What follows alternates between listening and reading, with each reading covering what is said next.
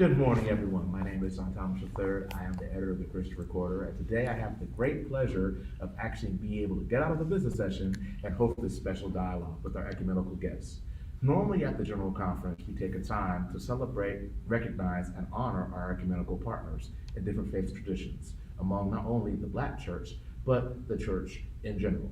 Unfortunately, this year, due to our very truncated schedule, we'll be recognizing ecumenical guests by name during the memorial service. However, we wanted to take time for you to see who these special persons are from outside of our faith tradition who have thought it not robbery to spend a few moments with us and celebrate our General Conference. So we're going to go down the road. I don't know personally, but I'd like for them to say their names and where they're from, starting to my left.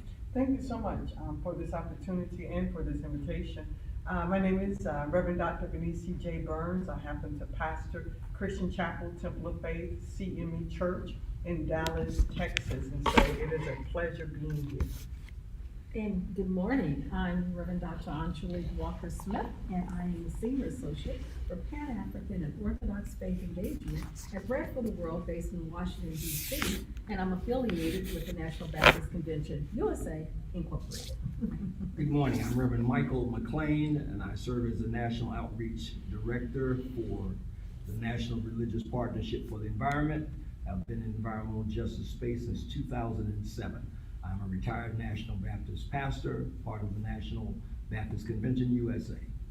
So now that we've got the formalities out of the way, these are home folks. Each one of these I know in a different way. So Reverend Dr. Burns is my soror, and she also happens to be something special that we'll talk about a little bit later on. Dr. Walker-Smith is a staff pastor at Beulah Baptist Church in Alexandria, Virginia, where my friend and columnist and Morehouse brother, Quadricus Driscoll, is the pastor. Dr. McClain is well known among the Black traditions, and I got to see his face many times during the Biden campaign on the National Faith Calls.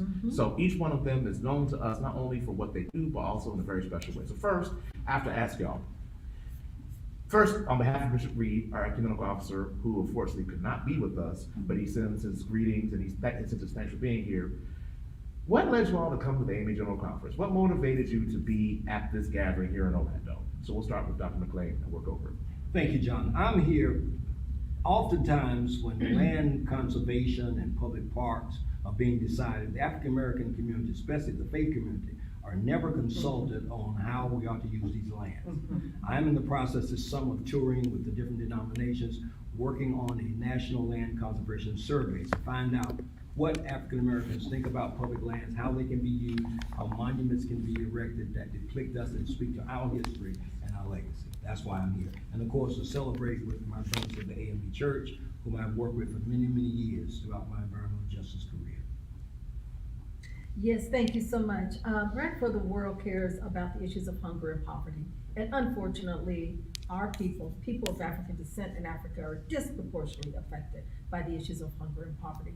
And we bring a racial ethnic lens to this, gender equity lens, and as you can imagine, an economic justice lens to this work. And so it's imperative that we're here with the AME Church. We've had a historic relationship with the AME Church. We're pleased to say that Bishop Reed is a member of our board of directors, and we have the honor of having worked with actually his parentage before he came into the office. So we have a long legacy with the AME Church. I personally have the utmost respect for the AME Church because of the historicity relative to our people and to this world and to our country. So I rejoice that I'm able to be here for both those reasons. Wow. Thank you again for this opportunity. I would say that my reason is pretty much threefold.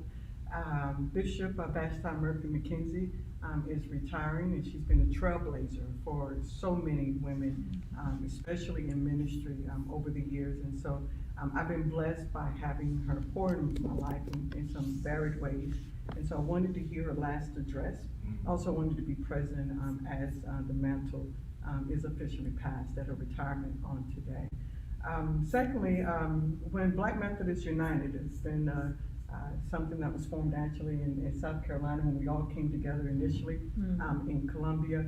And over the years, especially as we were dealing with the Trayvon Martins and the Michael Browns, dealing with the George Floyds, that the Black Methodists have come together in a unified way to speak and to show our presence and to support each other.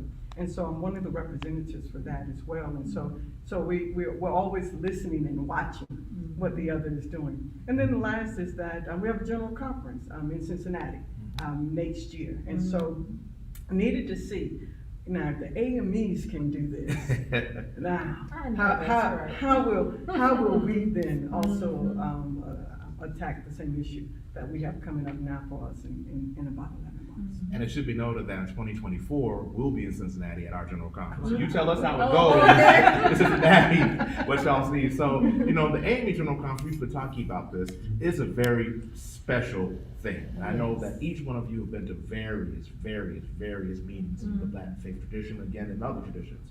And we had a great documentary done by Bishop McKenzie and Mark Tyler called the Echoes from the General Conference. We debuted that, shared it on, and streamed it, and people could see, you know, different bishops talking about the General Conference. Do you have any special recollections of, you know, the AME General Conference? Because I know some of you have been to multiple meetings, so anything that stands out, or what is special about this meeting compared to other meetings of this like that you've been to?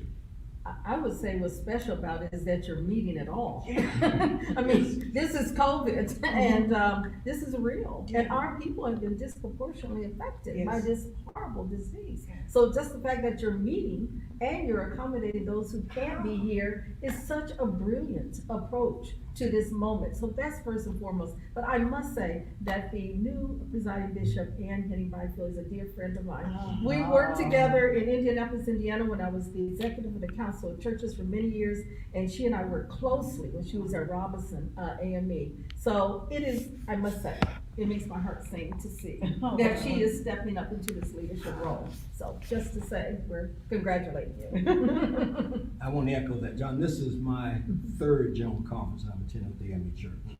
And being brought up in the Methodist tradition, I'm always at awe, the way you do things, the order that you do it in, and being a Baptist, some of the things that you do, I wish we could incorporate into the Baptist tradition. And I agree with my sister, the fact that you're able to meet virtually as well as in person is everything. And just to go back to what I initially said, was that how you gonna manage to do this, all right? Because last year when everything was shut down, it's like, oh wow, there are no grand meetings. But then to hear, oh no, we're coming together in a hybrid sense. And so to sit in that opening service, right, and to see the splendor and the grandeur of how you all did it, it was like, we're here. Okay, and just because we're in a pandemic, we're not gonna have to do this, right?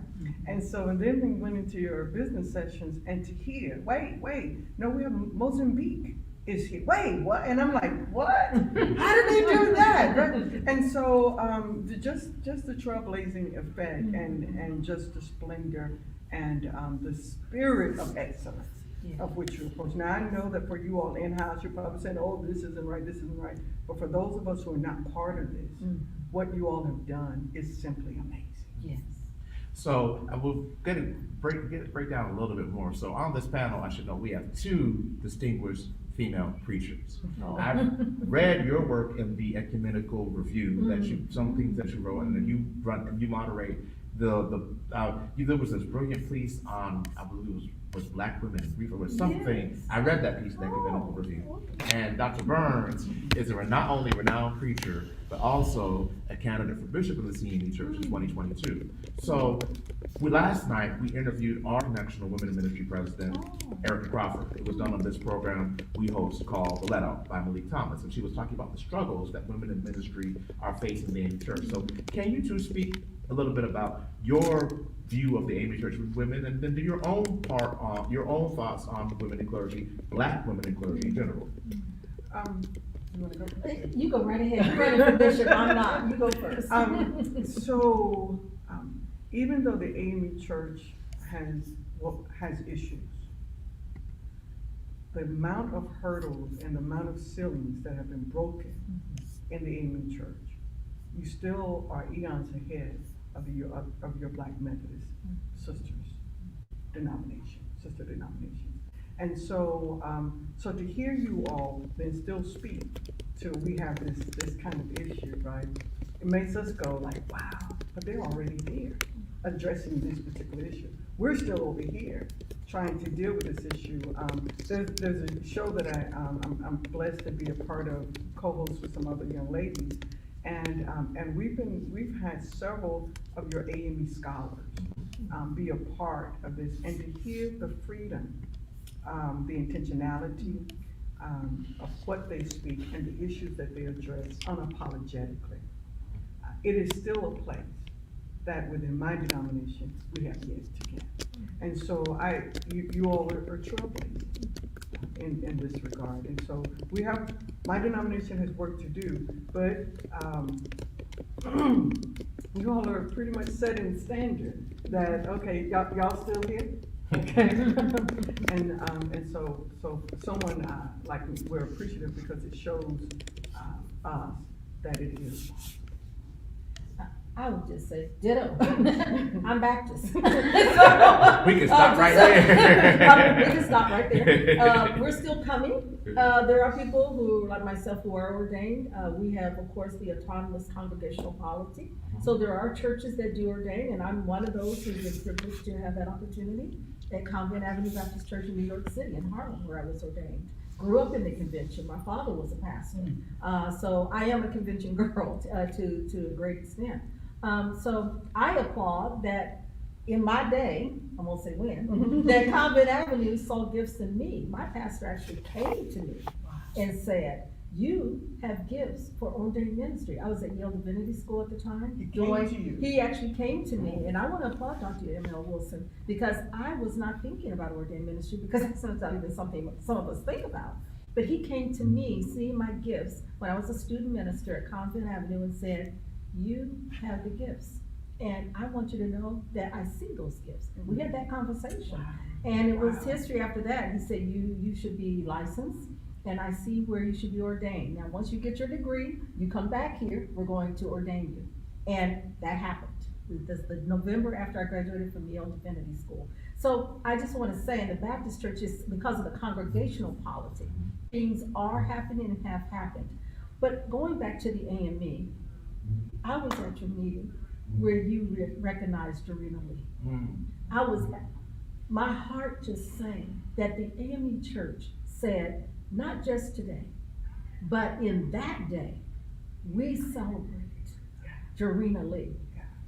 And for a woman coming out of the Baptist church or just the ecumenical space, my heart sang at that moment. And so going back to what my sister has said, you are pioneering in some ways. Now that said, I always want to recognize the women's auxiliaries, the women lay leaders, and all the women who have been a part of our churches, who have led, maybe sometimes not with the kind of visibility that some would appreciate, but they have always led. We have always led. And speaking of that article, the Pan-African Women's Ecumenical Empowerment Network that I'm a convener for with the World Council of Churches and Bread for the World, we are lifting up all these different women at the grassroots level, at the hierarchical levels. We say there is a space globally for us to come together. So thank you for mentioning the Ecumenical Review. We've been working since 2013 in South Korea, where we were founded at the World Assembly in South Korea in Busan.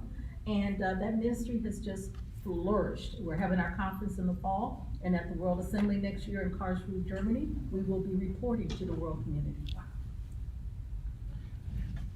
You, brother, let's hear your thoughts on that. Women in ministry. Yeah.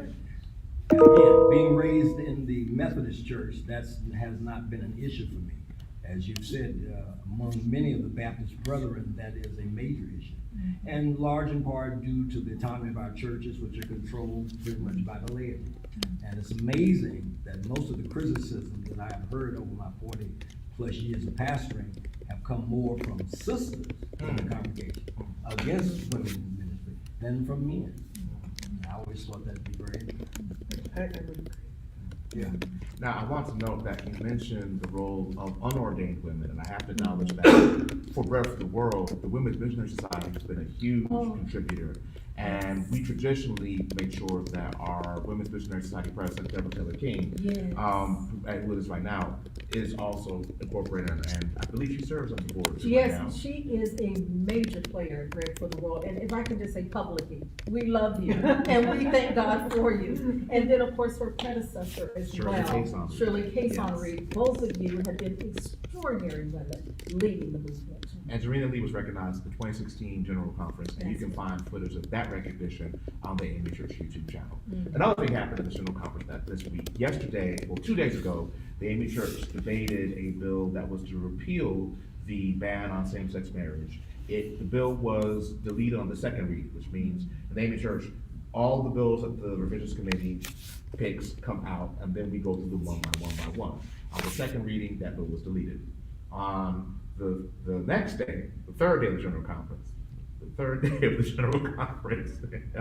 realizing what I just said here, a group of persons got together, largely from the 5th Episcopal District, but there was connection support, and the AME Church approved and I'm gonna get the name wrong, but you all can look it up, a committee to study sexual ethics, to give a report to the General Conference 2024 on recommendations on what the AME Church policy should be. What does it mean for a Black church to well, first vote down that bill, but then agree to engage in a high-level self-study led by the Department of Publications chair and our Director of Research and Scholarship, Teresa Fry Brown, who is well known to you all? What does it mean for a Black church to take this step? I think it's the right thing to do. I think we need to look at it because here again, we were not called into ministry to judge anyone. We have to love people regardless of their lifestyle, regardless of their choices, because they have to answer to the same God that called us, the same God that we serve. They have to do the same thing. So for the church to be willing not to just close the door, but say, okay, we need to look at this further and study this and then come back with a report how and why the church should do what needs to be done. I commend you for that. And I want to echo what he said. I commend you for being willing to face this moment that we are in. It doesn't matter what the issues are. If we're not facing the moment of the issues that are before us, then we're not being totally engaged with the missional direction of the church. So really want to celebrate that you're studying the issue, exploring the issue, and you are way ahead of many of the other Black churches in this regard. So I was amazed, surprised, and intrigued. And I remember that I was responding to something to one of my members, and it came up, and I went, wait, I'll get back to you. Right? And so, because I realized that if the AMEs passed it, it would cause a ripple effect in the other Black Methodist denominations. So that was the first part. The second, I was intrigued at the care of the wording, because, and I had a conversation with some of my other CME colleagues present here, that I believe that had the second portion regarding marriage not been in the document, that it would have passed. Because the first part really just dealt with humanity, that persons are within your congregation, that you will welcome them, embrace them, and you'll give them the right to be able to come and serve. Well, because if we're honest, we've been doing that undercover, right? We know that brother over here, we know that sister, right? But there are gifts and graces and made room, and so it's the no, don't ask, don't tell kind of policy. So we know that, and so to actually have worded it in such a way and placed it there to recognize the humanity of our brothers and sisters, I was like, wow, here the AMEs go again, trailing another blade, making, being another blazer of the trail. And so that was my thought about it, and I knew that if it had, it would have caused a different kind of conversation for us at our general conference next year. I think the key point is here, how do we learn to love one another? It's the ethic of love. And so the study will allow the church to explore the ethic of what it means to love. Jesus is really clear. We're to love our neighbor. What does it mean to love in this moment and to embrace the gospel and get the gospel out in the ethic of love. So, want to applaud what you have said, and both of what you have said. How do we explore the love ethic that Christ calls us to? See, in our denomination, it's gonna be a little different, because here again, we're self-governed. Exactly. So that's gonna be a tough issue. Exactly, and it was It because. shouldn't be, but it is. Yes, exactly, and, you've got the connection of polity, we do not. And he said that self-governed. I also thought that was also genius in your legislation, because as we're looking at one of our other Methodist bodies that are perhaps on the verge of a split around this issue, but that you all cracked it in the language. And if a congregation decides to do this and publicize, then they're fine to do that. If a congregation chooses not to, then they're fine to do that. And so that we're placing this so we can revisit this language, but we're not mandating anyone be held accountable, held to this standard, so you still have your freedom. And I thought that was genius, because what you did was be preemptive in a way of saying, this will not cause us to split. You know, I should note at the time that recently, one of our World Methodist partners, the Methodist Church of Great Britain, just concluded their self-study. And at their conference at the beginning of this month, led by their first Black female president, they decided to adopt a resolution that basically, quite frankly, it was a bill that was adopted to allow a greater definition of marriage.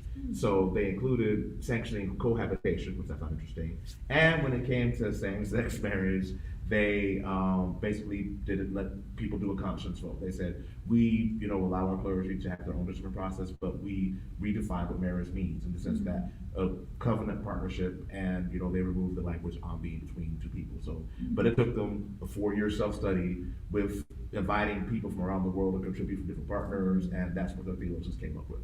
So. And you will have that benefit, because so many of the other churches in the ecumenical space have been wrestling with this issue. So you do have the benefit of that legacy of these conversations and study that will benefit the study that you're doing. And we say this tongue in cheek, I know where you were going, what you're saying. We actually had a columnist on site at the UMC General Conference last year.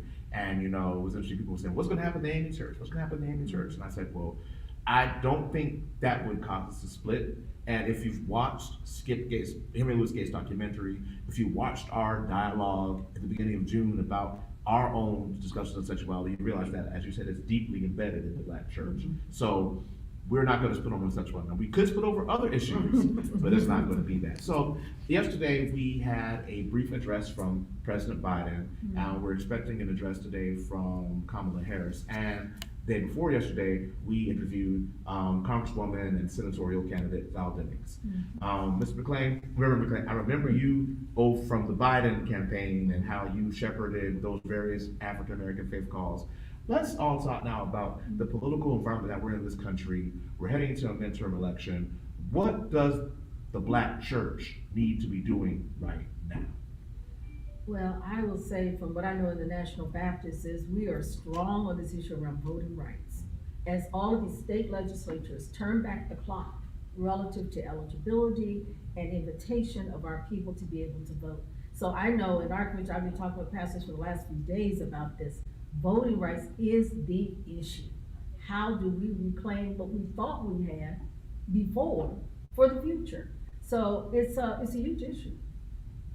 And if these state legislators are able to get all these bills passed, then we have to beat them at their own game. We have to still go and register to vote. That's Our right. people cannot wait a month before election. You know what's required 6 months, a year ahead of time. Go and get it done, because we have to have representation. People who will, really we need folks who will look like us, act like us, but if we can't have them. We need people who have a heart and a compassion to do what is right. So we have to make sure that we vote. We have to make sure that our young people vote. We have to stay on top of all these issues. We just can't sit down simply because they're gonna pass a law. They've done that before. Yeah. I'm in that wonderful great state of Texas. Oh, that's right. Pretty much free. And one of the things, I happen to be a part of the National Coalition of 100 Black Women, and I also helped to get the Texas chapter of the Poor People's Campaign started. I say that to say this, is that I believe that what many think is that we will get tired. So we, we had to deal with, all of a sudden, if you don't win the election is a fraud. We watched January 6th. I watched it in Hall, because I remember the summer, and it was like if we got near that, today we would still be counting the bodies from who died in January the 6th. And so it seems to me, it seems to those who are part of this process with me, that it is though they're trying to throw everything at us, and that we'll just get tired. And you ask about the Black church, or I'll say more specifically now, the Black Methodist Church I'm a part of, right? That we have to be careful that we don't allow them to wear us down. And to think that, okay, we have Biden and Harris in, and forget that what became a difficulty for President Obama was the Ted Cruz out of Texas that rose in 2010. We can't forget that, because 08, 09 was good, and then the Tea Party rose. And so if we forget these things, we have to understand, and I don't want to be too long, but I have to just go, you ask this political You from question. Texas, so you Okay. can And many people, when they look at Mitch McConnell, they don't understand that the Mitch McConnell issue actually dates back 25, 30 years of what he watched in a process that happened to a Republican, and that there was no, and he's been waiting on this opportunity. And so if we're not wise enough to see that politics is not something that happens a year or 2 years. Politics is something that is built and bred over decades of time. And so for us to be now this place of why are we still dealing with voting rights, right? Well, it started when it got overturned, right? And then they were able to see, wait a minute, too many registering. Well, we tried to stop them this way, we tried to stop them this way. And so we have federal government on our side for a while. But we have to keep pushing, just like Warnock in Georgia, that we have to realize he has another election coming up, not a secure election, right? He was filling a term. And so I think that as they're throwing everything at us, we have to be careful to not get weary of everything they're throwing at us, but to be aware, to stay on top of it, and continue to slowly and methodically push our people to stay involved, to stay in tune, and to be activists and advocates for our own self. And your advice is so pertinent, I think, to the next generation, younger generations. We need you. Can I say this? We need you to be strong. I mean, the whole Black Lives Matter movement and all of what happened last year helped to energize this moment that we came so close to having the Biden-Harris ticket. It was because so much of the young people were saying, no, we're not weary, we're not tired. We need you to still say that. You're not weary, you're not tired, you're not disenchanted. Let's come together across the generations and make this work for our children who are yet to be born, and those who are not able to vote as of yet. And the Black church has been strong. She must remain strong in shepherding and guiding our people through these political ditches, because if we don't, we're in trouble. We're in serious trouble. Exactly. I've seen too many pastors who don't have a social conscience. It's all about the fire and the brimstone in the Bible. That's great.